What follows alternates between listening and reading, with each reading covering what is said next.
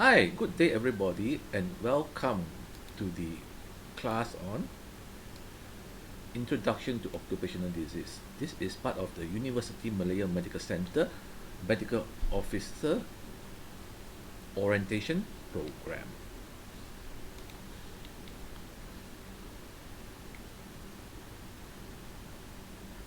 Hi, I'm Professor Dr. Victor Ho from the Occupational Safety, Health and Environmental Unit, University of Malaya Medical Center. I also teaches Occupational and Public Health in the Department of Social and Preventive Medicine, Faculty of Medicine, University of Malaya. First, we will introduce you to what is occupational health. Occupational health basically deals with health of workers in the workplace. So we know that all workers have a pre-existing health status which is influenced by psychosocial issue, socio-economic issue, genes, diet, environment, and habits. And when they're exposed to workplace exposure or workplace hazard, they will develop health outcome. The health outcome can be just a healthy individual, latent disease, clinical disease, and if it's bad, it can lead to mortality. So there are different categories of occupational disease in our workplace. The most important is the general diseases. General diseases are diseases that is present in all workers and also population in the community. So the prevalence of these diseases depends on the diseases that is present in the community and among the age group, which is basically from 15 to 65, the working age group. So these diseases include diabetes, hypertension, cardiovascular disease, hypercholesterolemia, asthma, and everything. So it's basically everything that is experienced by the general population for the age group from 15 to 65, and it would be the same for when you are working. We have another group of diseases which is called work-related diseases. This is basically diseases that develop due to exposure in the workplace. It can be categorized into work-aggravated diseases or occupational diseases. We will discuss this further, what is work-aggravated and occupational diseases. So work-related diseases are diseases that arise because there is a exposure in the workplace. So what are the situation in Malaysia? What are the current prevalence or the numbers of occupational disease in Malaysia? So basically, to look at the numbers of occupational disease in Malaysia, we basically get information from two sources of data. One is from the compensation data, the other is from notification data. The compensation data comes from Social Security Organization, who manages the Employee Social Security Act, and the notification data come from Department of Occupational Safety and Health from the Ministry of Human Resources. You must know that for all occupational diseases, occupational related issue, including occupational safety and occupational health, is reported to the Department of Occupational Safety and Health in the Ministry of Human Resources and not to the Ministry of Health. So what is the epidemiology of diseases in Malaysia? The total number of occupational diseases notified to Department of Occupational Safety and Health or DOSH and compensated by Social Security Organization or SOCSO shows a similar trend. However, the type of occupational diseases cases is different. NIHL is the highest occupational disease case notified to DOSH, and musculoskeletal disorder is the highest occupational diseases cases compensated by SOCSO. This graph actually shows you the number of occupational diseases notified to DOSH and also compensated by SOCSO. It shows you the yellow line basically shows you the musculoskeletal disorder notified compensated by SOCSO, and the green line shows you the noise-induced hearing loss notified to DOSH. It shows a similar trend. This graph shows you that the second highest occupational disease that is compensated by SOCSO is basically your noise-induced hearing loss. So it shows a similar trend, but not the same as what we can see in the information that we receive from DOSH. So the issue is, why is there a difference between compensated and notified? Basically, there is a difference between compensated and notified because both are using different mechanism. A disease that need to be notified doesn't necessarily means that it would be compensated. So the idea is that you're supposed to notify all diseases. The problem, if you see from that two graph, is that the musculoskeletal disorder that we compensate is not notified to DOSH. The person responsible for notification to DOSH is basically the medical officer. SOCSO cannot notify to DOSH because under the Social Security Act, Employee Social Security Act, the compensation is considered a no-fault compensation. That means SOCSO cannot basically tell DOSH that these people have been compensated. So they are not supposed to communicate. So the person that's responsible for notification to DOSH is the medical officer and also the employer. This graph shows you the other occupational diseases that's notified to DOSH. They include noise inhalation loss, skin diseases, poisoning, lung diseases, musculoskeletal disorder, disease due to biological agent, and cancer. If you look at the number of people actually having occupational cancer in Malaysia, is still very low. So why is it very low? It is because that it is very difficult for us to link between occupational exposure and cancer, because the timing between occupational exposure and development of cancer is very long. So now let's look at work-related diseases again. Work-related diseases are any diseases that is developed at the workplace due to exposure to hazard at the workplace are called work-related diseases. All work-related diseases can be divided into work-aggravated and also occupational diseases. So why do we divide into work-aggravated and occupational diseases?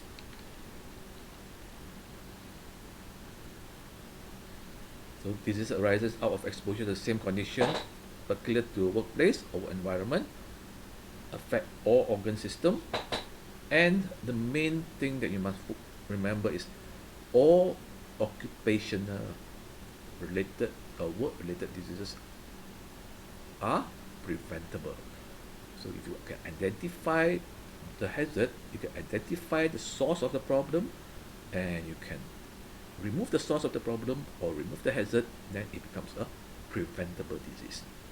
So it is important as a medical officer for you to basically be able to have high suspicion, high index of suspicion, so that you can ask questions to see whether the disease or the patient that you see in the work or patient that you see in the clinic or in the hospital, and the diseases that they have is it work related or not. So why do we classify work related diseases into work aggravated and occupational diseases? The main issue is that one is for compensation issue. Work aggravated diseases currently in Malaysia is not compensatable.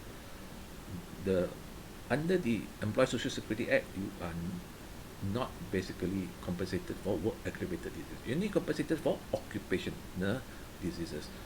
For notification, we say you only notify occupational diseases, but you can also notify work aggravated diseases, because notification is a little bit different. Notification is that if you suspect that it can be work related, you can actually notify the disease to DOSH.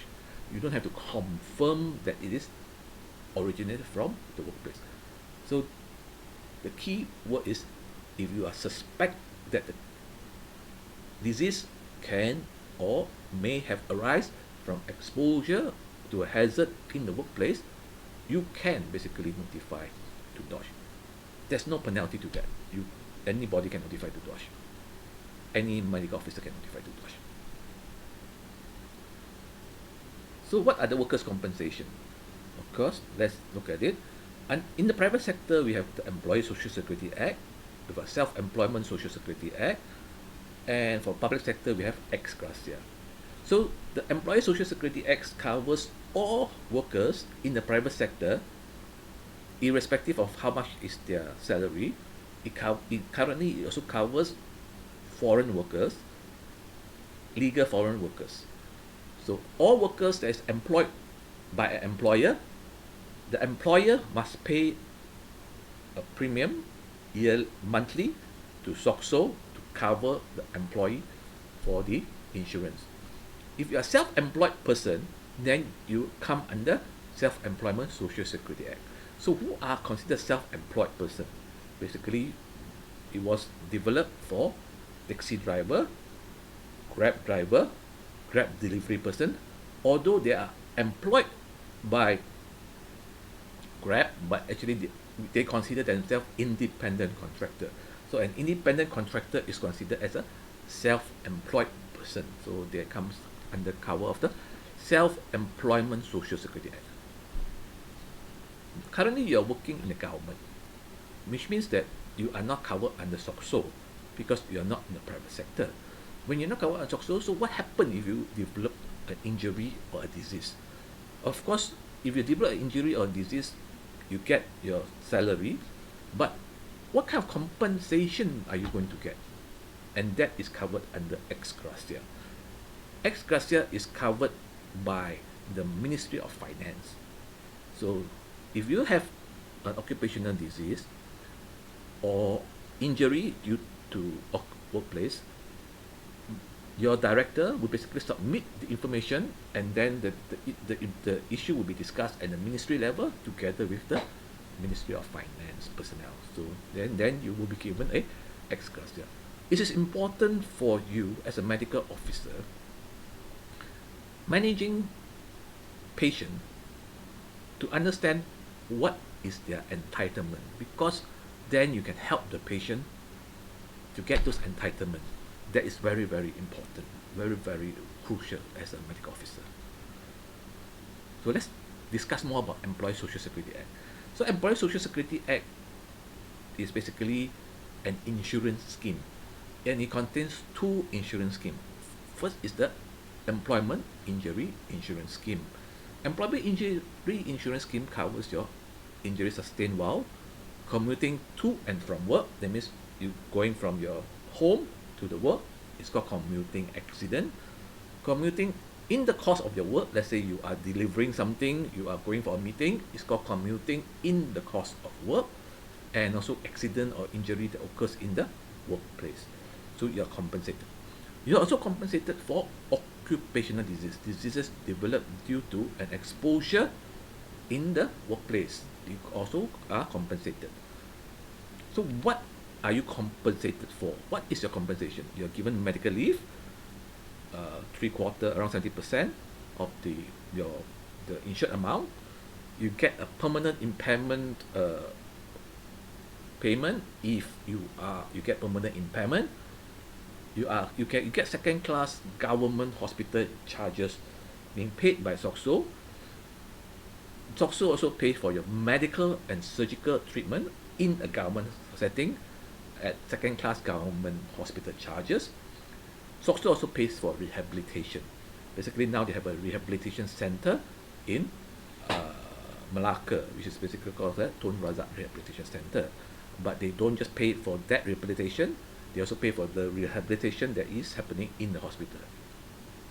You must understand rehabilitation take two phases. First phase is medical rehabilitation, where you rehabilitate the workers so that they are physically fit and can go back to the community. The second part of the rehabilitation is called vocational rehabilitation, which means that you rehabilitate them from being able to go back to community to be able to work again. So the rehabilitation center in Malacca actually do the second part, which is your vocational rehabilitation. So the first part of the rehabilitation is done in the hospital, in our University Malaya Medical Center, by our rehab department. The second insurance that basically under the Employee Social Security Act is your Invalidity Pension Scheme. Invalidity Pension Scheme is basically contributed by the employer and also by the employee, and both of them pay the same amount, around 0.5% of the salary by the employer and the employee, and they are covered 24 hours coverage for disability diseases of permanent nature that prevent the workers from earning more than 1/3 of their normal able person could earn. So what are these diseases? Basically can be any diseases, chronic in nature, that is most of the time we're talking about uh, invalidity due to heart attack, renal failure, kidney failure, cancer, mental illness, chronic asthma, and asthmatic condition. The main thing you must remember is that for your diabetic patient, if a diabetic patient develop end-stage renal failure and required dialysis, and if they are still before they have reached the age of 65, you can apply for invalidity under the invalidity pension scheme, apply to get payment for their dialysis. So SOXO will pay for their dialysis, hemodialysis at the dialysis center. This is important as a medical officer to understand what is the entitlement of your patient so you can help your patient, and that is very, very, very, very crucial.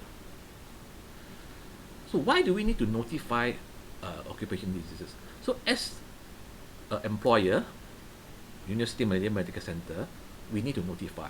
But as a medical officer also, you still need to notify. So employer need to notify accident, dangerous occurrence, occupational poisoning, and occupational diseases. Any accident that happened in the workplace that is basically resulted in 4 days of medical leave or MC, any dangerous occurrence that basically can cause major disaster, occupational poisoning, and occupational diseases must be notified by the employer. As a medical officer, it is your responsibility to notify all occupational diseases and occupational poisoning. Even though you don't know that you have not confirmed that this is occupational disease, if you suspect it's occupational disease, you can notify the occupational disease and occupational poisoning. So the list of occupational disease is basically found in the third schedule of the Occupational Safety and Health notification of accident, dangerous occurrence, occupational and poisoning, and diseases. So this is called nodal port. And you got to do it within 7 days of you suspecting it's an occupational disease or the person coming in for occupational poisoning. So it's important as a medical officer for you to notify. And who do you notify to? You notify to the Department of Occupational Safety and Health. From their website, there is an e-form or online form that you fill up and you have to notify to the Department of Occupational Safety and Health. It is the responsibility of the medical officer managing the patient. So it's important for you to know this. And this is to Department of Occupational Safety and Health, Ministry of Human Resources, not notified to MOH. For infectious disease, you notify to MOH. For occupational disease, notify to DOSH. If there's an infectious disease that is basically also an occupational disease, notify to MOH and DOSH. So you notify to both. Let's say you got tuberculosis, notify to MOH, you notify to DOSH. If you have COVID and it's occupational related COVID, you notify to Ministry of Health, you notify to DOSH. So that is important for you to understand.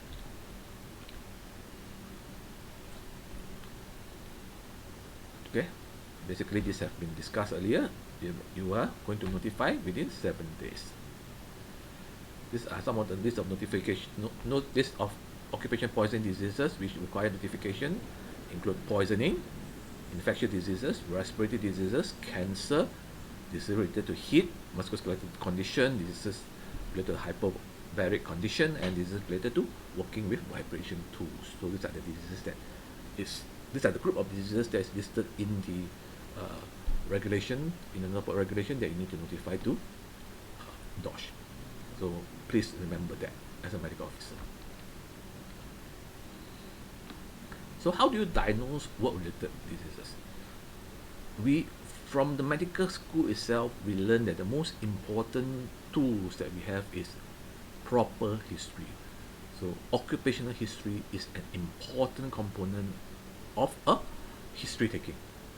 Proper history, physical examination, investigation, and if you are able, you can do a workplace assessment to confirm that it's occupational disease. But for you being a medical officer in a medical center, you might not have access to workplace. So basically what you can do is that you can just uh, refer the case that you suspect is occupational diseases to our occupational health clinic. So University Malaya Medical Center have an occupational health clinic that we run, and we have doctors there. We run it every day and in the morning and to look at occupational diseases and also to do medical surveillance. So what's the objective of diagnosis? Objective of any diagnosis is that first you must confirm that of the disease. You must confirm the disease. You must confirm that there's an asthma, and then you want to know whether the asthma is work related or not. Whether the asthma is work related or occupational. Asthma can be both work related and occupational. So you must. So that is the difference. It also can be just a asthma that is general diseases where it occur because of the person have asthma already, and that asthma can become work aggravated asthma if they is exposed to another chemical or hazard in the workplace that aggravate the symptom of the asthma. We will discuss this in more detail later. Occupational history. Occupational history is the principal clinical instrument for the diagnosis of work-related diseases. Detailed exposure history is important, so occupational exposure is important to get, and also environmental exposure. The third thing is work practices. What do you mean by work practices? That means although you are exposed to something, but we want to know how you work. Basically, exposure doesn't only occur while you're working. Exposure can also occur when you are not working, or when you are in the restroom, or when you are in the pantry. So what is your hygiene practice also is important for you to ask to see whether there is a risk of transfer of hazard during time not related to work, like during meal time.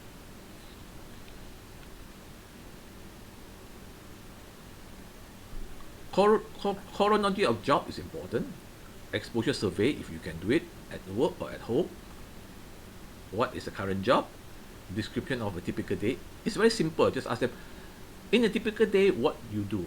Just listen to what the patient tells you and jot down the important information that you get. Look at clinical clues. Explore a temporal link, job and symptom.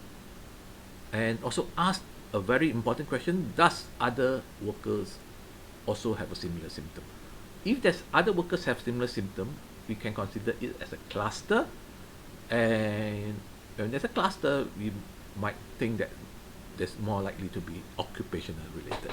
And we want to prevent the disease from happening to other workers. So it is important that not just treat the workers, but also prevent the disease from happening to other workers by improving the workplace condition.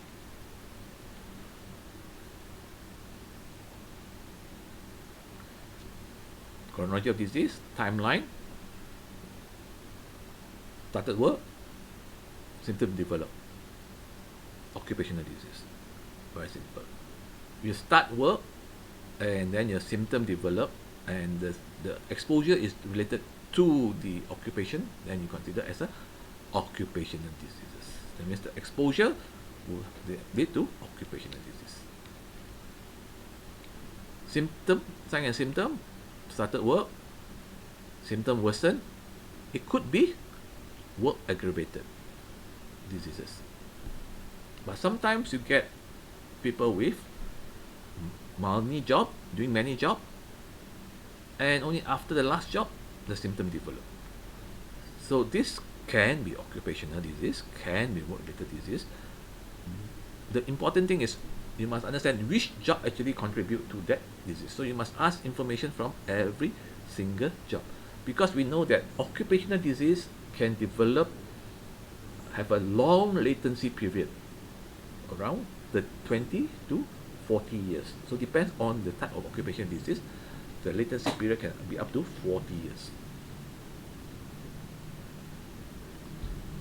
Now let's focus on occupational lung disease. Occupational lung disease, although it's not one of the most important disease notified, but is important in the context of occupation.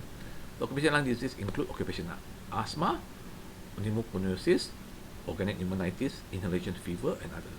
What I'm going to focus on now or discuss further is occupational asthma and pneumoconiosis. Occupational asthma basically can be divided into work-aggravated asthma and also occupational asthma.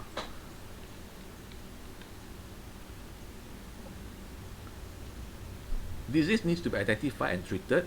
Etiological diagnosis is required. Definitive treatment, preventive measure. We want to prevent recurrence. We want to protect other workers. That's why occupational diagnosis of occupational disease diagnostic to classify a disease that is say that this occupational is important because you want to protect other workers. Also, you want to prevent recurrence because we know that asthma is due to exposure to a allergen or a irritant. If you remove the allergen or the irritant, the symptom of the asthma will basically reduce, and that is much more important than giving medication. So how do you establish diagnosis? Identify occupation environment factor. Can they be a causal or a contributing factor? Some chemicals are a causal factor. That means they cause the disease. When you expose a chemical, when they become a causal factor, you can consider that as a occupational disease. But when they become a contributing factor or they just aggravate the disease, then most probably you say this is the work aggravated, contributing to the worsening of the symptom. So what knowledge do you require? You require respiratory medicine, knowledge of respiratory medicine. I think all of you are very, very capable as a medical officer on respiratory medicine. You need to understand what are the common occupation environmental etiology of respiratory diseases. You need to be able to take a good history, especially occupational history. You need to understand the workplace and specific job hazard and risk, and most important, high index of suspicion. So how do you take exposure history? Detailed history of complaints of exposure, work practice and control measure. You must understand whether there's any control measure being placed or not, what are the work practices, and if possible, you ask the workers to bring in their safety data sheet. Safety data sheet is basically a document that is related to chemicals used in the workplace. In the document, there are information about the hazard itself, whether the hazard is irritant, whether the hazard is allergen, whether the hazard causes cancer or not. So all the information is inside the safety data sheet. So it's important, if you are possible, ask your patient to bring along the safety data sheet of the chemical that they're exposed to, so that you can have a better understanding of the chemical exposure. Environmental exposure history like hobby, habits, home and surrounding environment also is important. We know that some of the hobby that we do, especially when we do modeling, basically when we make models, that we are exposed to chemical, and those chemicals can cause can cause asthma, which is why we need to understand what are the exposure, not just at work, but what are the exposure at home. Example of occupational history: workplace, Hospital Kuala Lumpur, job description, student nurse, duration 3 years, potential hazard, agronomic. Work in HTA, Hospital Tunku Puan Rahimah in Klang, working as a scrub nurse in the general OT, 5 years, exposure, chemical and agronomic. So what are the chemical exposure that in the workplace that is in a OT? Basically, all your anesthetic gases are considered hazardous if they're exposed to it. So coughing and wheezing, liver asthma. So is the chemical in the OT causes asthma or not? What chemical can cause asthma? What chemical is an allergen? What chemical is an irritant that can cause asthma in OT? So to know that, you must ask them to bring the SDS, or you must understand the process in the OT itself and see. Most probably it can be due to exposure to chemical in the workplace. So you need to ask whether the symptom become worse or better while at work, and while not at work. So that information you need to understand. Site of respiratory tract disposition. So depends on the solubility of the chemical and depends on the size of the particle. The chemicals basically have affinity for upper airway, lower airway, and lung parenchyma. So highly soluble chemicals will basically lodge in your upper airway. Moderate soluble chemicals will go to your lower airway, and low solubility chemical will basically lodge in your lung parenchyma. So high soluble, formaldehyde; moderate soluble, ozone; low soluble, nitrogen. Of course, your phosgene also is low soluble. Particle size, anything bigger than 10 micron will be lodged in the upper airway, and you call it basically inhalable dust. Anything between 2 to 0.5 10 micron will be the lower level airway, like fire smoke and particle.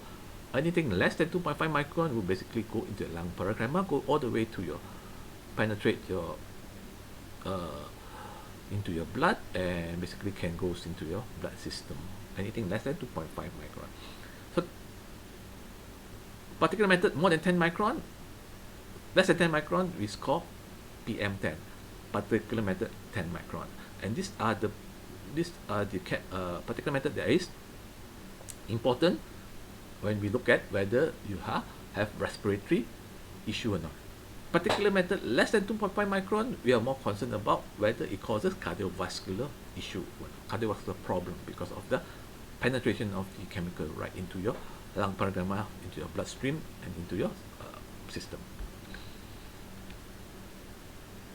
So physical examination, vital sign, level of respiratory distress, cyanosis, finger cupping, sign of skin and eye irritation and inflammation, oropharyngeal, nasal areas, inflammation, polyps and ulcer, wheezing and bronchi, cardiovascular disease, because you want to rule out cardiovascular symptom, evidence of left ventricular failure, evidence of right ventricular failure, or copulmonary.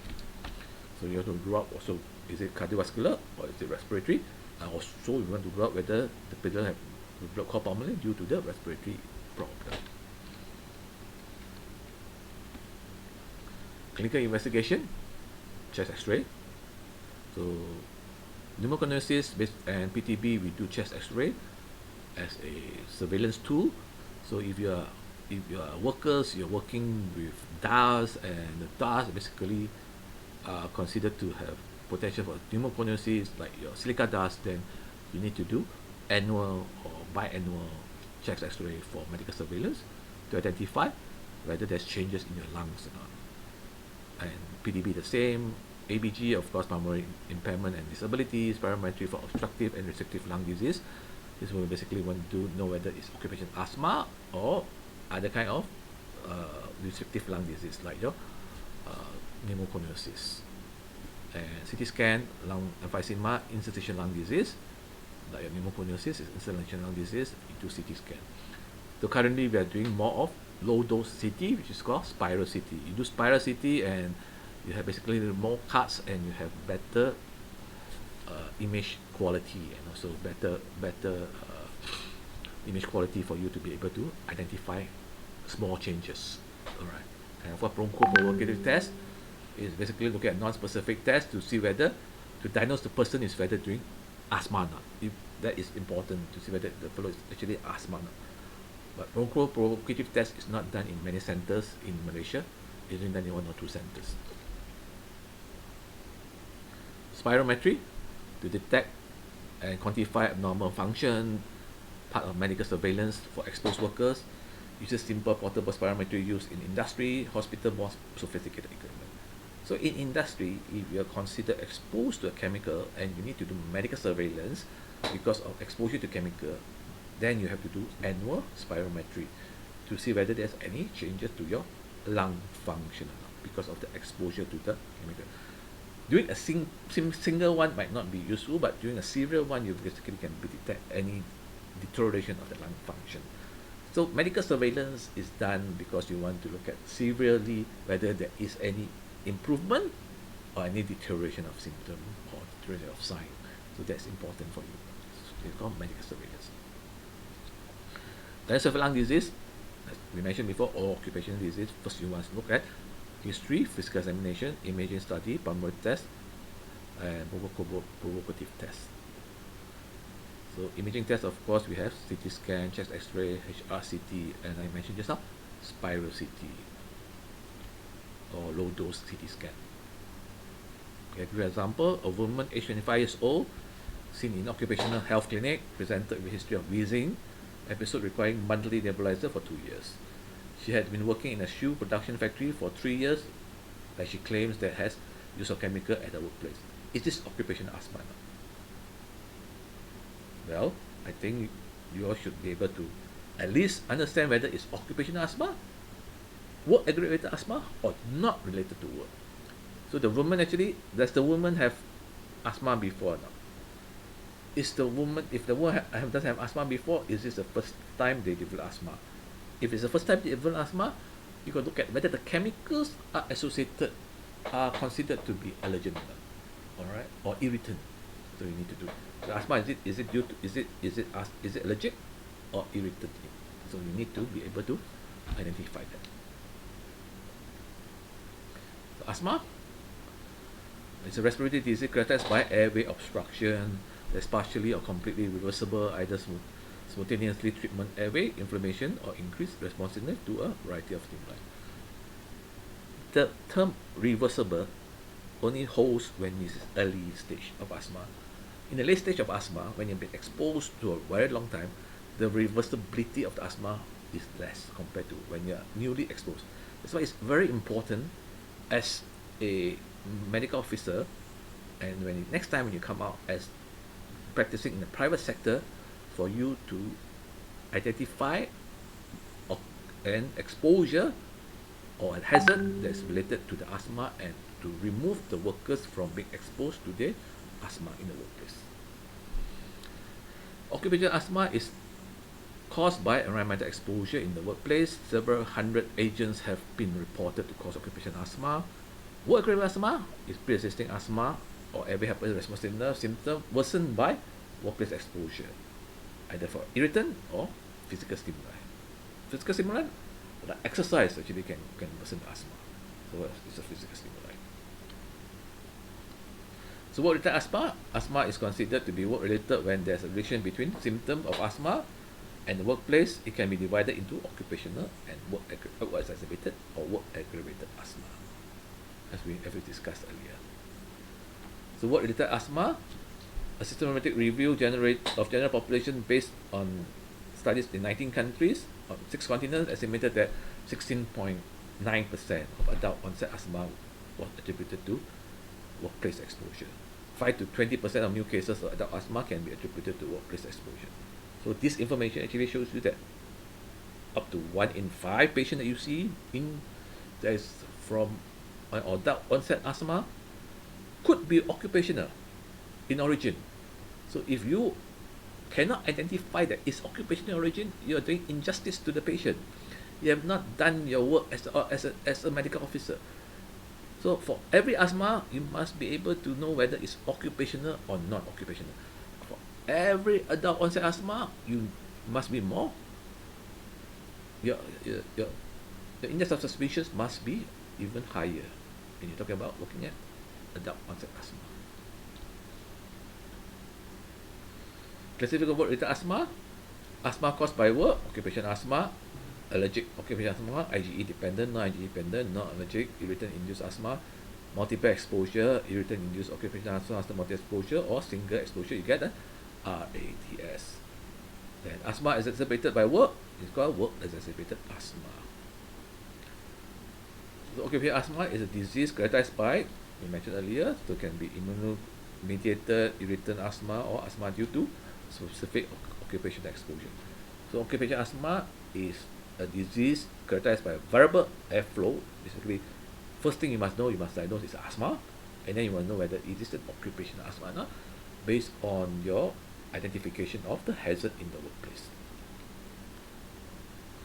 Work-exacerbated asthma, work-related asthma is characterized by pre-existing asthma due to causes of condition attributed to particular occupational environment and not to stimuli encountered outside the workplace. Aggravation is typically due to an occupation irritant, example non-sensitizing fumes, Workers with pre-existing asthma can develop sensitization to new occupational agent hazard, and if they are sensitized to new occupational hazard, we can consider that as a occupational asthma. So it must be important that although the person have asthma before, but currently he is exposed to a new sensitizer, which is different from that he has before, we can consider that as a occupational asthma. So why is it important to differentiate between work exacerbated, work aggravated occupational asthma? Compensation. All right. So compensation is very important. We must do justice for the patient. We must ensure that the patient gets the best management that you can give, that we have for them. Criteria for occupational asthma. These are the criteria diagnosis. A physician diagnosed asthma or physiological evidence of airway hyporesponsiveness. Occupational exposure precede onset of asthmatic symptom, associated between symptom and asthma at work. Association between symptom asthma at work. Symptom only occurs at work. Symptoms improve on vacation. Symptoms occur regularly after the work shift. Symptoms progressively increase over the work week. Symptoms improve after change in work environment. History of recurrent work-related bronchitis, reproductive cough. So that is what we call associated with work. Exposure of physiological evidence in relation to asthma or workplace environment. The occupational asthma require one of more of the D2 to D5. Likely, occupational asthma requires only D1. Workplace exposure agent reported to give a rise to occupational asthma. Work-related changes in FEV1 or PEF. Work-related changes in serial testing of non-specific bronchial responsiveness, like using your methacholine challenge test. Positive specific bronchial challenge test. Onset of asthma is clearly associated with symptom, exposure to inhalation, irritant, or the workplace. Generally, RADS. So what is the difference between non-specific and specific bronchial challenge test? Non-specific bronchial challenge test basically use chemical that is histamine-like chemical to like methacholine challenge test to challenge whether your lung is responsive or not. That means your lung basically have asthma. Specific bronchial challenge test is basically using the chemical that is found in the workplace and see whether the patient actually react to the chemical and the asthmatic symptom become worse. Both non-specific and specific challenge tests are very, very dangerous. So you need to make sure that you have the support of your emergency support or your ICU support when you want to do specific, especially when you do specific challenge tests. Clinical investigation, chest X-ray, most normal during exacerbation, hyperinflation, flattening of diaphragm. Spirometry, 12% improvement in FEV1 pre and post bronchodilator, 10% fall in FEV1 across the shift. Serial PEFR, so serial peak expiratory flow rate is important. Broncho probability test, initial challenge test, non-specific and specific, as I discussed just now. So what is work aggravated asthma? With criteria A and C of the ACC medical case definition, just we presented just now. Pre-existing asthma or history of asthmatic symptom with active symptoms during the year prior to the start of the employment and exposure interest. It means pre-existing asthma must be there over the last year. Clear increase in the symptom of medication requirement or documentation of work-related changes in PFR or FEV1 after start of employment and exposure of interest. So we have reactive airway dysfunction syndrome or RADS. It's irritant-induced asthma caused by short-term exposure to high-intensity exposure, developing without a prior latency and often associated with exposure to high concentration of irritants. So you expose to high concentration of irritant, then you can, what kind of irritant you can get? Chlorine gas is really is irritant. How do you develop chlorine gas? Very simple. You mix vinegar with Clorox and then you can get chlorine gas. So what is RDS? So these are 7 symptoms RDS, and you should meet all the 7 symptoms. Alright. I think it's easy for you to read. Basically, it's just document absence of pre-existing asthma-like complaints, onset of symptoms as a single exposure incidents or accidents, exposure to a gas, smoke, fume, vapor, or dust, with irritant properties present in high concentration, onset of symptom within 24 hours after exposure, with persistence of symptom for at least 3 months, symptom consistent with asthma like cough, wheezing, and dyspnea, presence of airflow obstruction on airway function test, and or presence of non-specific bronchohyperresponsiveness. Testing should be done shortly after exposure, and other pulmonary disease has been ruled out. PFR, peak expiratory flow rate. Basically, the stereo PFR taken 2 hours interval throughout the day using a simple peak expiratory flow meter. This is very important assessment, very simple assessment. 2 weeks in general is the minimum which reading should be taken. In non-asthmatic, diurnal variation is 10%, whereas in asthmatic is more than 20% variation. Here is an example of a serial PFR. So serial PFR, you take 2 hours for whole day, then you have a minimum, maximum, and an average. So you average out and see whether there's a 20% difference between the one on leave and the one working, and then you will be able to come out and see whether there is a symptom of occupational asthma or not. So this graph basically you present, you do it and see whether there is a decrease in the lung function due to exposure at work.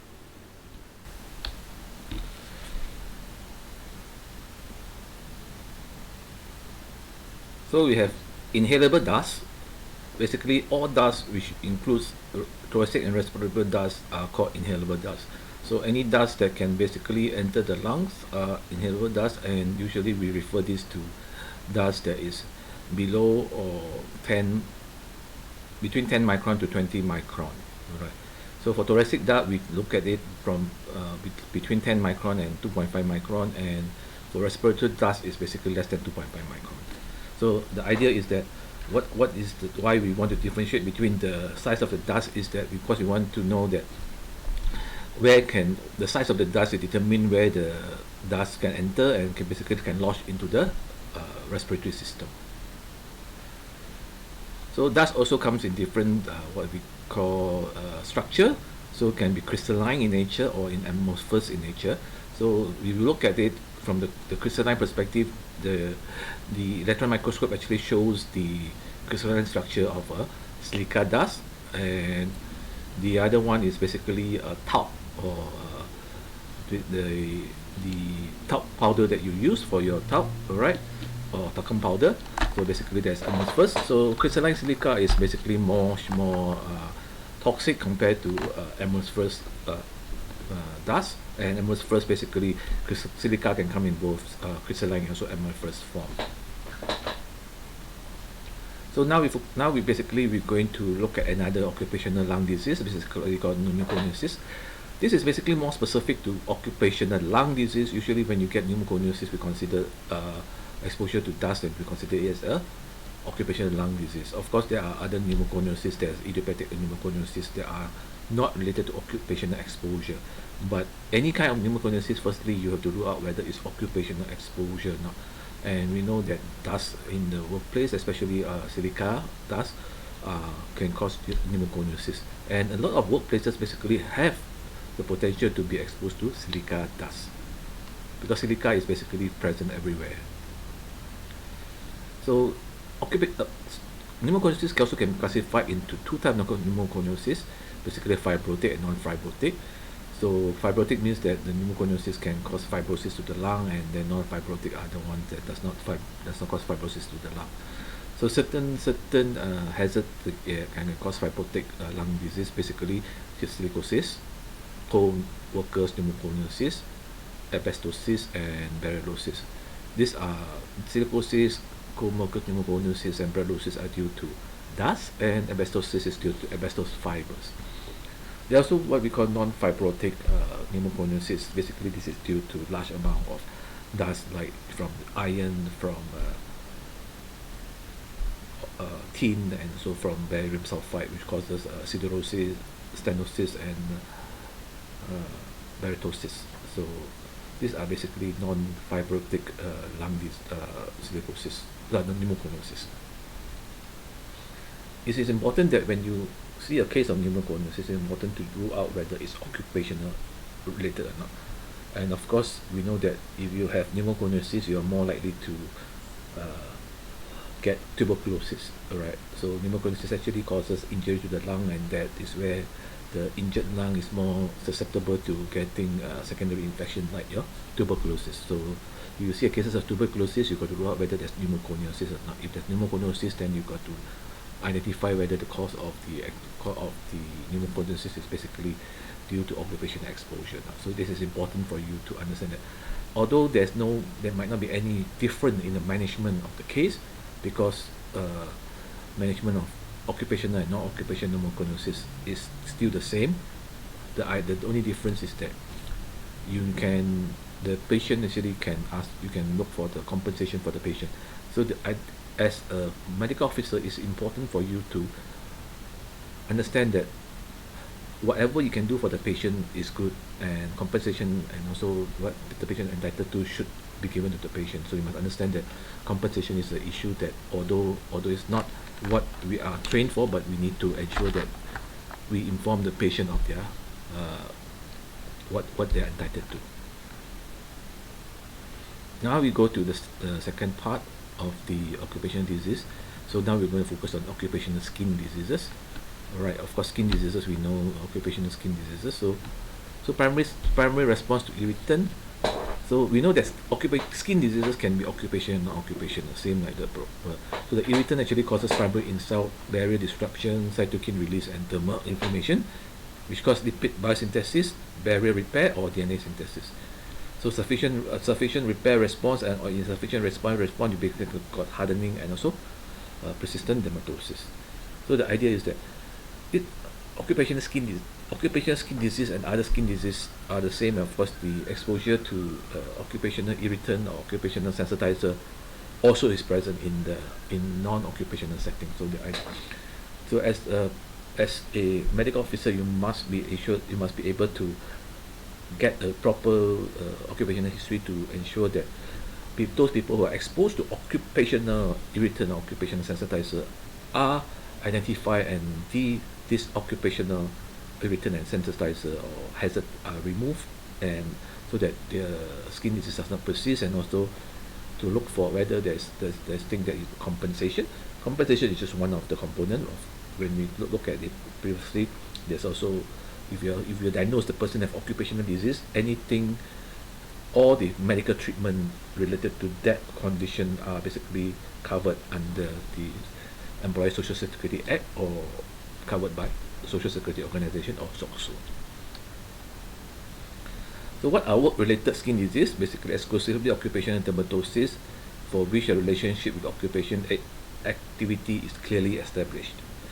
Dermatosis aggravated by occupational activity implies a pre-existing skin condition that are reactivated or aggravated during occupation activity. And then of course we have non-occupational dermatosis, those of which no relationship with occupation activity has been shown. Alright. So this is important, which is basically the same as all occupational diseases or work-related diseases. So there's work-aggravated diseases and there's occupational diseases. The reason why we want to differentiate the two is basically one is that compensation is can be given, the other not compensation, but also we also want to look at work-relatedness of the condition to remove the hazard at the source, and work is basically the source of the hazard, so we can easily remove that. So type of common occupational skin diseases include contact dermatitis, which is basically 90% of the patient that we see that is due to occupational contact dermatitis. Can be irritant or allergic contact dermatitis. Then you can contact urticaria, photocontact dermatitis, occupational acne, pigmentation disorder, skin cancer, and also skin infection. So all those things can be considered as occupational skin diseases. So dermatitis is inflammation of the skin characterized by acute state of redness, swelling, small blister and oozing, and chronic state, scaly linification, thickening, fissure appearance, and pigmentary changes. So if you look at the symptoms of occupational dermatitis, it's the same. The only difference is that this is because due to occupation, so you must get a proper occupational history. So contact dermatitis is basically a skin inflammation caused by direct skin contact with an environmental irritant or allergen, irritant substance that have a direct toxic effect on the skin, and also allergic chemicals where immune-delayed hypersensitive reaction occurs.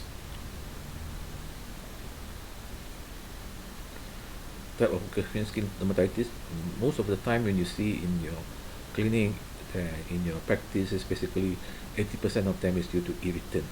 So irritant contact dermatitis, and irritant is basically much more easier to identify because irritant is where there is a history of exposure and then straight away you get the dermatitis. So that's quite much easy. But allergic contact dermatitis is take a longer time because of it takes the time for the allergy to develop, and that is there's a latent period. But once sensitized already, the problem is lifelong, and any exposure to the substance will result in an attack. So it's important. So irritant can become allergic also, depends on the amount of irritant. The last disease that we're going to discuss in depth is noise-induced hearing loss. Why is this important? Of course, this is basically just to tell you all what is the difference between noise-induced hearing loss and hearing loss. Noise-induced hearing loss have a particular characteristic in the audiogram. The symptom of noise-induced hearing loss is very simple. Basically, hearing loss, tinnitus, vertigo.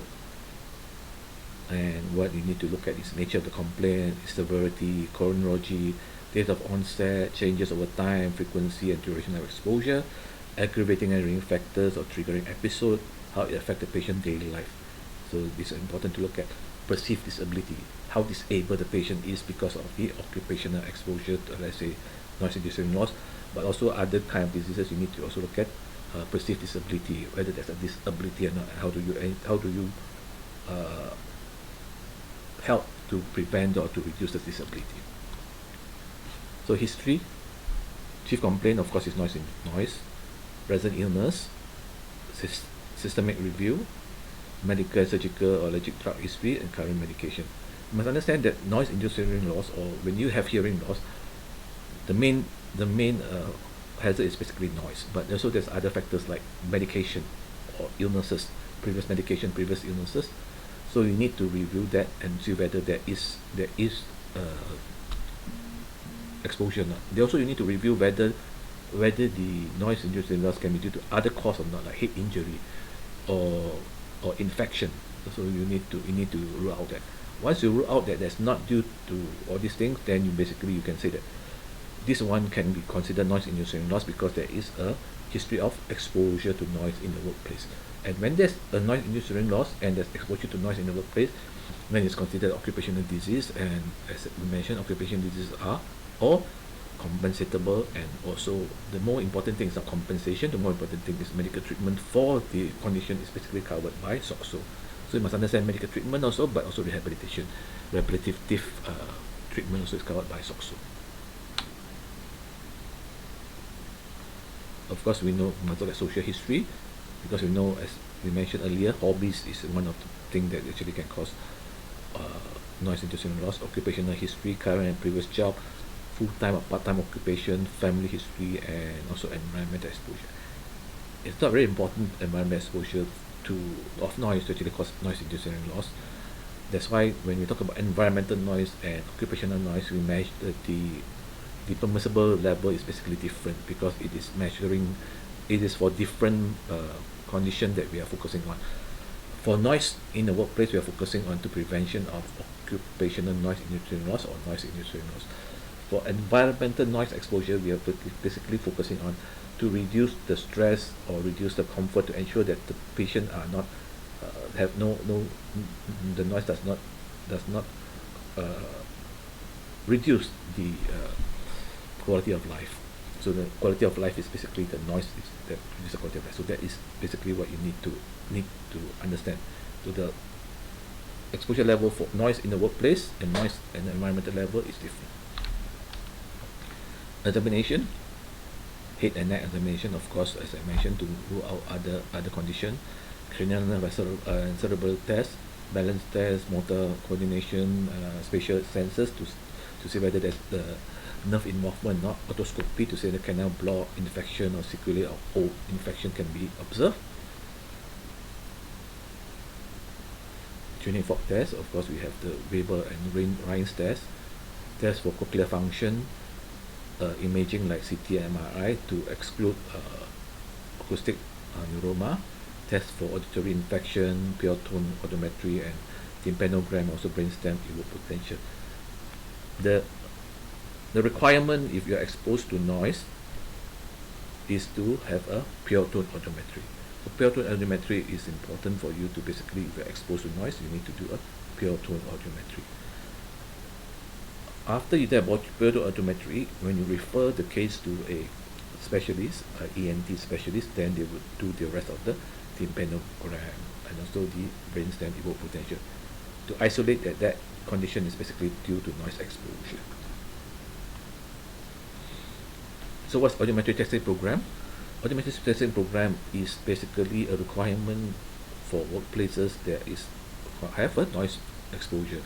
So basically to conducted by Audiometry Testing Center approved by the Director General of Department of Occupational Safety and Health. Baseline test to be completed 3 months of work in the area excessive noise within 3 months of the work, and there should be a 14 hours noise-free period. So the most important thing when you are doing audiometry for a patient who is basically exposed to noise, you must ensure that they have 14 hours noise-free period. What is noise-free period? Noise-free period means that they must not be exposed to noise more than 80 decibel. So you do a pure tone audiometry testing. Pure tone basically is focused only on one tone, alright, and you do it at 0.5, 1, 2, 3, 4, 6, and 8 kilohertz. So you do at 0.5, 1, 2, 3, 4, 6, and 8 kilohertz because you need that information for you to come up with the report and come up with the diagnosis or the assessment. So frequency is basically annually. So you do your audiometric testing. If you are exposed to noise and you're basically exposed to noise means that you are exposed to more than 85 dB. At 85 dB, you are supposed to do annual audiometric testing. It's a screening questionnaire to determine fitness and also other factors affecting result, and result to be interpreted by occupational health doctor. So what is occupational health doctor? Occupational health doctor is any medical officer who is basically has gone through a course and is certified by Department of Occupational Safety and Health as an occupational health doctor. So where can you get these courses? The most common one is basically you get it from National Institute of Occupational Safety and Health or NIOSH, Malaysia. The main office is in Bangi, but also you can basically take some of the master courses offered by the local university that basically would allow you to be registered as an occupational health doctor. One of these courses is offered by University of Malaya by our department, which is the Master of Public Health.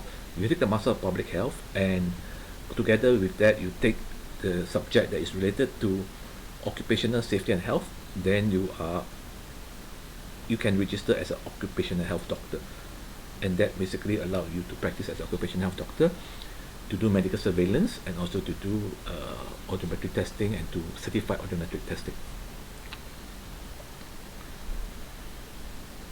Submission of result is within 1 month. Medical examination by occupational health doctor is mandatory for any abnormal audiometry. So it is mentioned here is occupational health doctor, not medical officer registered with MMC. So you have to be medical officer registered MMC, or also you have to have a certificate from DOSH to say that you are basically registered as an occupational health doctor. So you will complete the medical examination form, provided history, physical examination, and other investigation if necessary and required for notification. Refer to a specialist. Whether to refer or not is decided by the OHD. Notification by OHD within 7 days of examination if there's noise-induced hearing loss or hearing impairment or permanent standard tertial shift.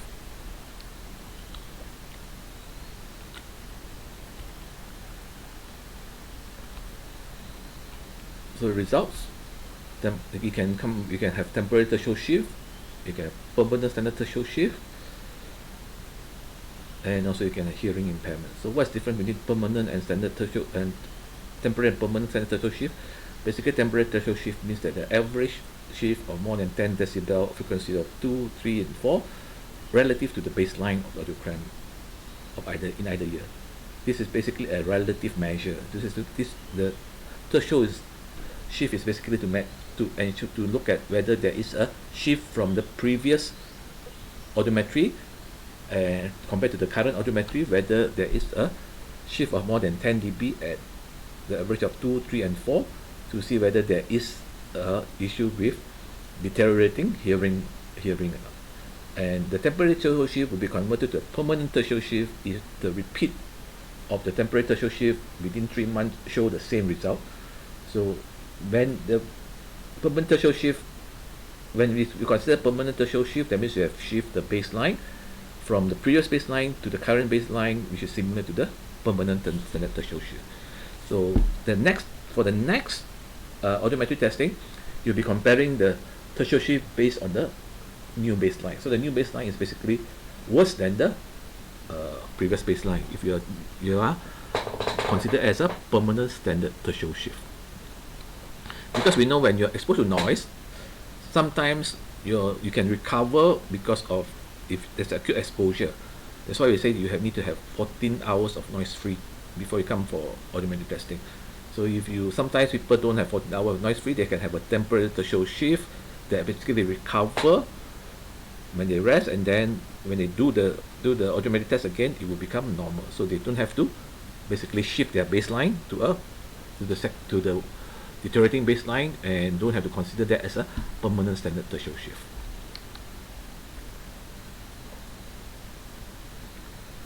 The third one is hearing impairment. So how do you measure hearing impairment?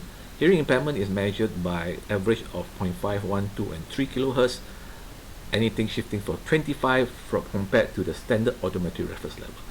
The standard audiometry reference level is basically a level set by the standard international standard organization, and is basically a level that is considered to be 0, where most of the people, 95% of the people, will be able to hear at that level. It's not at the level where there's zero noise, it's just at the level that we consider 95% of the people examined according to this standard are able to hear. That's all. It's not a zero level, so there's still noise. That's why sometimes you get people which is better than zero. Those young people who have better than zero or better hearing than zero is not abnormal, it's basically a normal phenomenon. Hearing loss. Sorry. This flowchart shows you what to do when there's excessive noise in the workplace. If you identify that there's excessive noise in the workplace, then you need to do audiometry testing. If the audiometry testing is normal, it means there's no abnormality, the audiometry testing center must inform the employer within 30 days. And within 25 days, the employer must notify the employee that their results are normal. But if the result is abnormal, then the workers need to go for medical examination. And it's found that it is temporary standard threshold shift, then also within 30 days it must inform the employer, and the employer also within 21 days must inform the employee. But because it's a temporary standard threshold shift, both the medical officer and the employer must notify DOSH within 7 days. So for hearing loss, for noise-induced hearing loss, and also for permanent standard threshold shift, it must inform the notify to DOSH. So it's for permanent standard threshold shift and not for temporary standard threshold shift. So if temporary threshold shift, yes, then you repeat within 3 months, and then you protect the employee. Make sure that you provide a protection for the employee. This is just a diagrammatic representation of the requirement of what you need to do if the workplace has excessive noise and you have done a audiometry testing. So pure tone audiometry is basically from using air conduction. Alright, so normal hearing, so basically they do a pure tone audiometry at 0.5, 1, 2, 3, 4, 6, and 8 kilohertz. So if you look at this graph, basically this shows normal hearing, because hearing impairment, as we mentioned just now, it depends on level of average of 0.5, 1, 2, and 3, which is more than 25. So look at this the average is basically less than 25. So this is considered normal hearing. And we have conductive hearing loss. Of course, with conductive hearing loss, we do using bone conduction, where there's a normal, when this is abnormal. So we have bone conduction, and this is what we call a conductive hearing loss. When the bone conduction is normal, but the air conduction is abnormal. So it's a conductive hearing loss.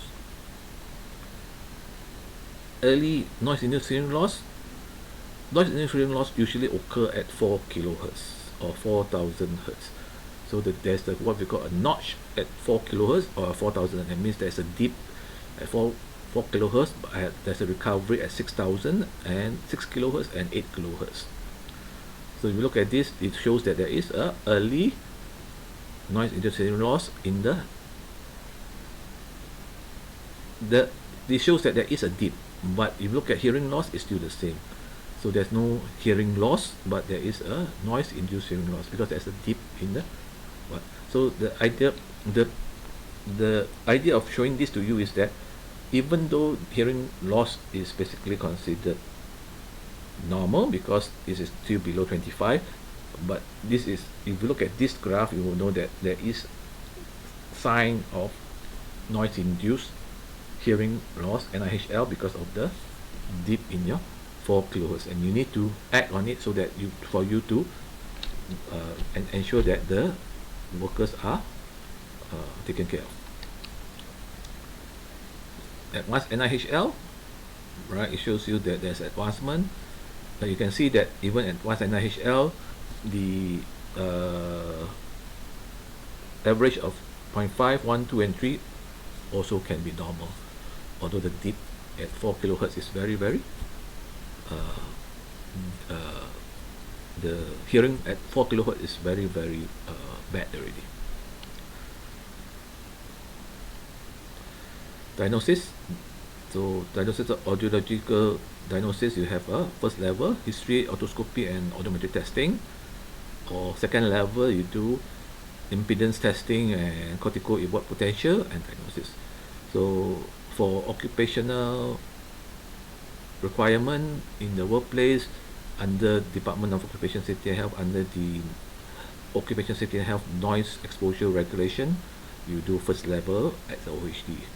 When you do first level at OHD and you find that there's any abnormality, you can easily refer to a ENT specialist to do the second level, which is impedance testing and also cortical evert potential, to come up with the diagnosis. So we're not going to discuss about other occupational disease, but occupational disease can also be considered like what is caused by chemicals. That's why when you are doing medical surveillance, you need to know whether the chemicals actually cause occupational diseases or not. Occupational diseases also can be related to reproductive health, also occupational infectious disease like COVID-19 is an occupational infectious disease, but only for certain group of people, and occupational cancer. So these are some of the other occupational diseases. So the idea that you need to, the thing that you need to keep in mind is that you must be always have a high degree of suspicion when you are looking at patient or who is in the working age group, and to consider whether the presentation of the disease is due to work or not.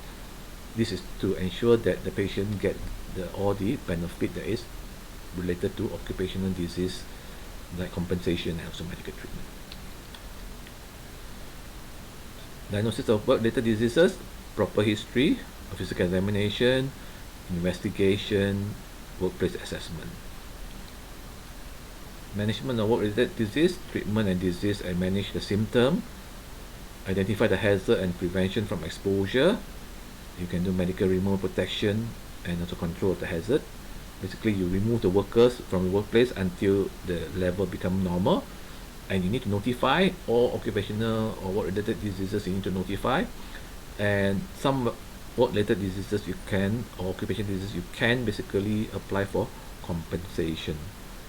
And of course, there's rehabilitation and also return to work, when a person can return to work after that be diagnosed have an occupational disease or not. So those are the things that we need to consider when we are looking at a patient coming in with a diagnosis as an occupational disease. Thank you very much. And this is my team, our team from the Occupational Safety, Health and Environmental Unit. The background is basically our clinic, which is Klinik Kesihatan Pekerjaan or Occupational Health Clinic. So we have one of the we have an occupational clinic that looks at both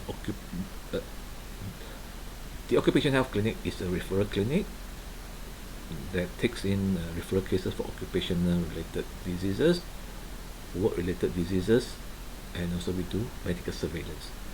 So thank you. If you have any question on this, you can basically go and ask our people in the Occupational Safety, Health and Environmental Unit, which is situated on the ground floor of Menara Utama. Thank you very much.